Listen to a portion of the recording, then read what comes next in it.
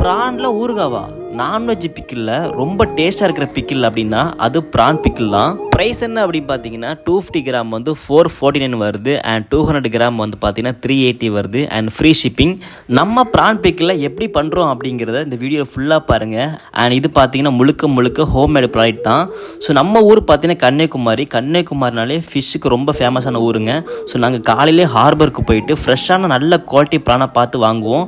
அதை வீட்டுக்கு கொண்டு வந்துட்டு நீட்டாக க்ளீன் பண்ணதுக்கப்புறம் நம்ம என்ன தான் ஒரு மூட்டை ப்ரான் வாங்கினாலும் நமக்கு கிடச்சது பார்த்தீங்கன்னா வெறும் 5 கிலோ தாங்க கிடச்சிருக்கு. நம்ம மேக் பண்ணுற மெத்தடு பார்த்தீங்கன்னா ட்ரெடிஷ்னல் மெத்தட்லாம் பண்ணிகிட்டு இருக்கோம். அதாவது மண்பானை விறகடுப்பில் நம்ம வந்து பிக்கிள் மேக் பண்ணுவோம். மண்பானை விறகடுப்புன்னு சொன்னாலே டேஸ்ட் செம்ம அல்டிமேட்டாக இருக்கும். ஸோ அதில் நம்ம வந்து ப்ரானை ஃப்ரை பண்ணிவிட்டு அதுக்கப்புறம் ப்ரான் பிக்கிள் மேக் பண்ணுவோம். அண்ட் பிக்கிளோட டேஸ்ட் அண்ட் குவாலிட்டி பற்றி சொல்ல தேவையில்லை, அவ்வளோ டேஸ்ட்டாக இருக்கும்.